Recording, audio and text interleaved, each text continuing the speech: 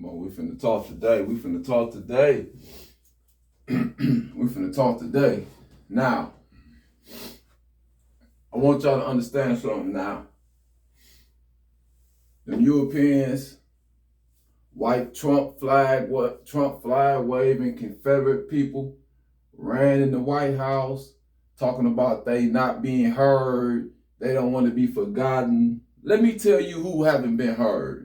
Let me tell you who've been forgotten. Not only forgotten, consistently mistreated, consistently be under attack. Let me tell you who have the right to be appalled by our treatment in America and our government.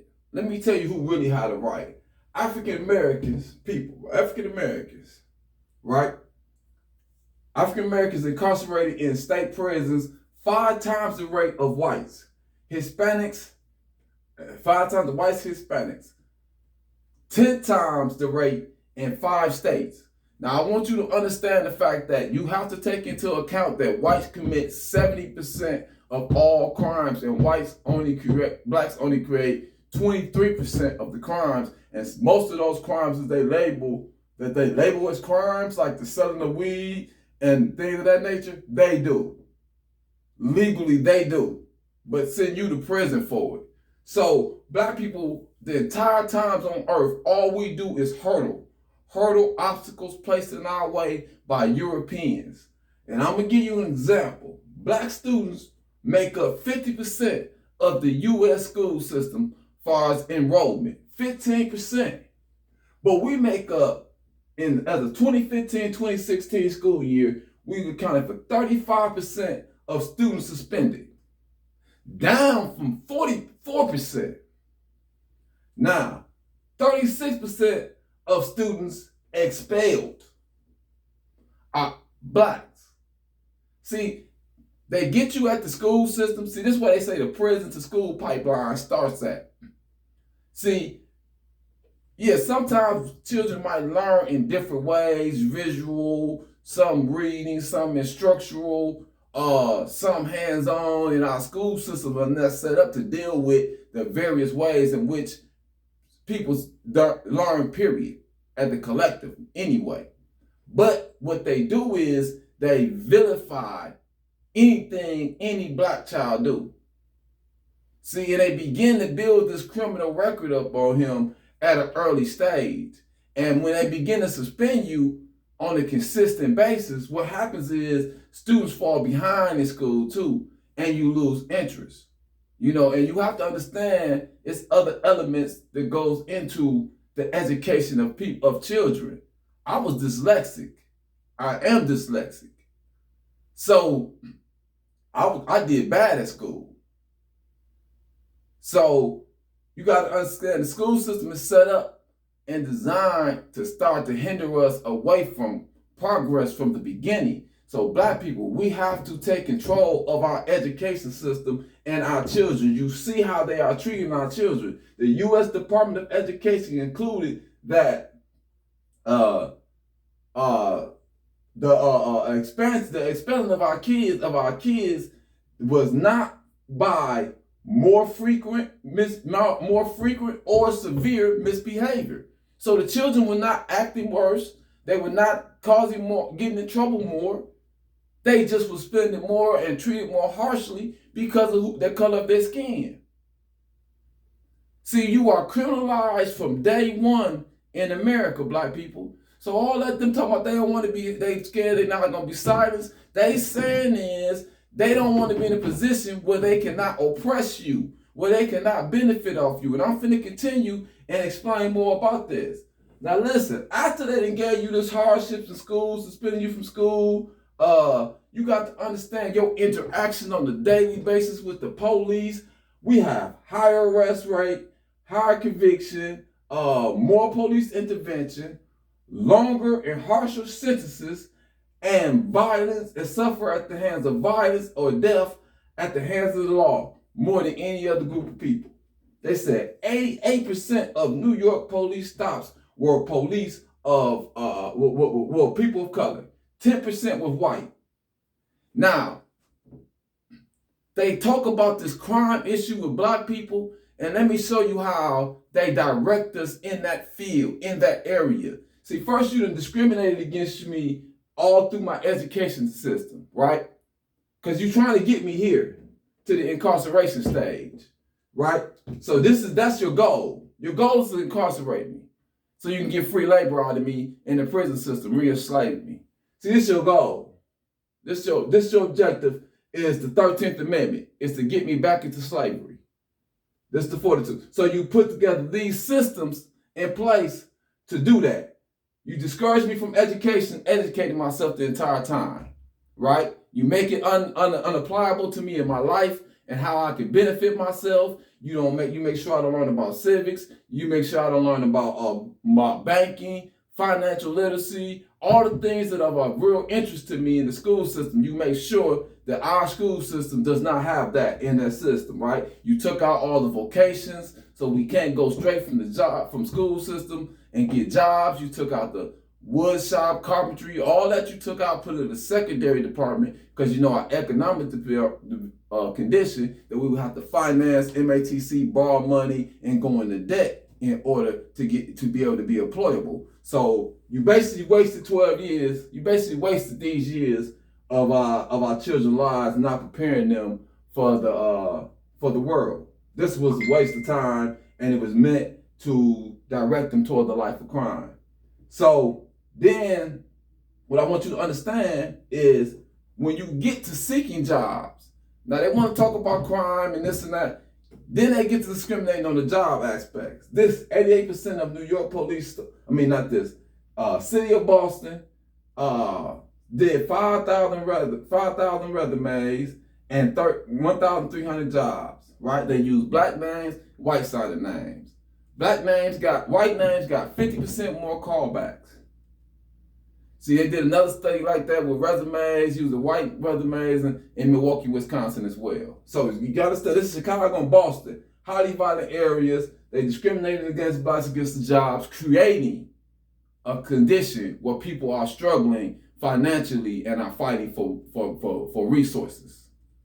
See, this is what you have to understand. So when you talk about, oh, ain't no white man never did nothing to you, let me show you what he's done to you, how he consistently do to you.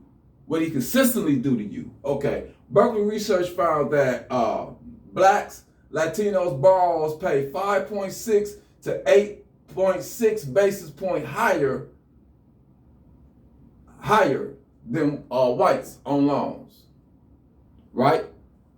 This say 3 basis point more for refinancing loans than whites and Asians borrowers, robbing us of 250 million to 500 million cash from our community.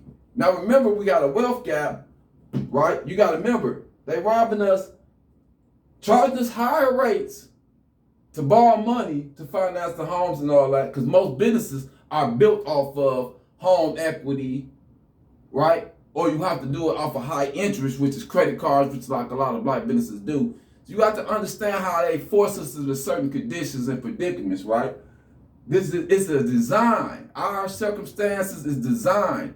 We are targeted. We are the piggyback for the rest of every other race and nation of people. This is why I do what I do for selling products and being a merchant myself, because I understand that we need to stop letting other people take wealth from our community and put it back and circulate the wealth in our community and pull wealth into our community. So if you want to lower crime, you want to secure a better future for you and your children, this is what you have to do. So you have to understand this. So they robbing us of 250 to 500 million out of our community annually just off of extra loans. Now, okay. 2019, National Fair Housing Alliance found minority applicants financially financially higher qualified than whites will offer higher price car loans 60% of the time. So the blacks in a stronger financial predicament were offered higher price loans 60% of the time if they couldn't afford it, if they was more riskier than the white counterparts, costing our community another $2,262 per vehicle, per transaction. This is what they studied. This the National Fair Housing Allowance found.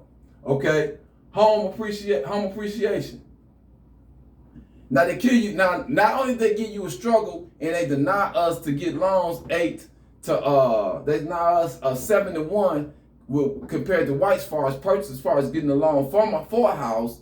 Now when you're trying to sell a house, the appreciation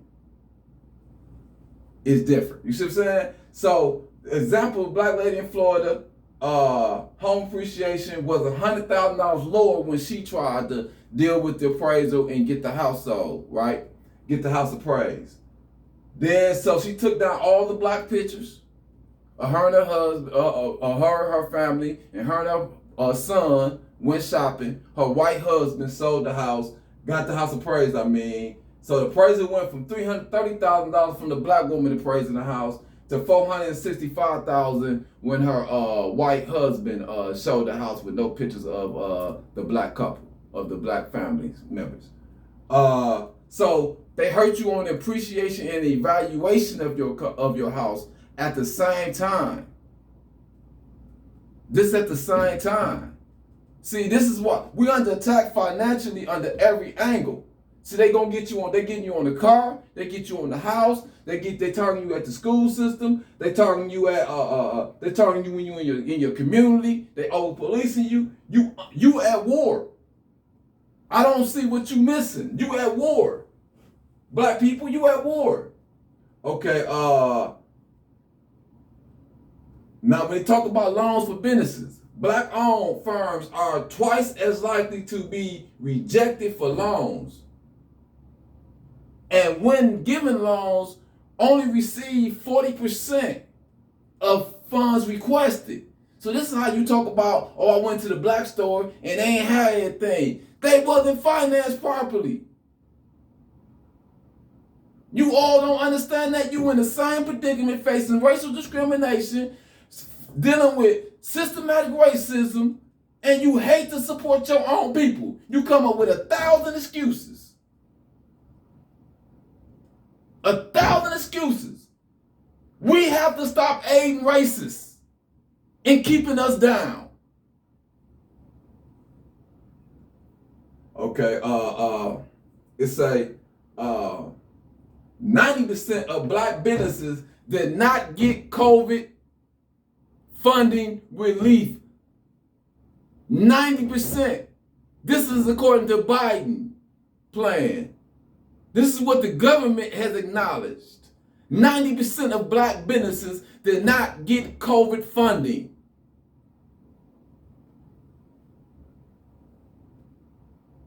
See, now,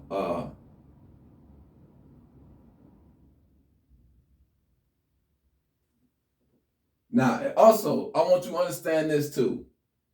Black women, this is the issue we deal with black women and black men about the income situation. You think these white men make this, but they placing all these racial discriminations against us. They hurting us, so you tag teaming them with us, and we tag team the black women. You know what I'm saying? Vice versa. This is why we got to stop aiding. We got to stop taking sides. We belittle the black women. We say everything the white people say about her. We tell her head nappy and everything else they say. She tell us, you ain't shit, you can't get a job, you broke. All the situations that racism is dedicated to keeping you in.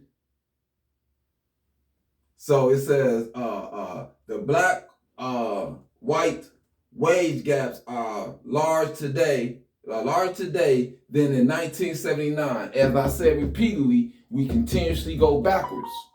We're going backwards with integration.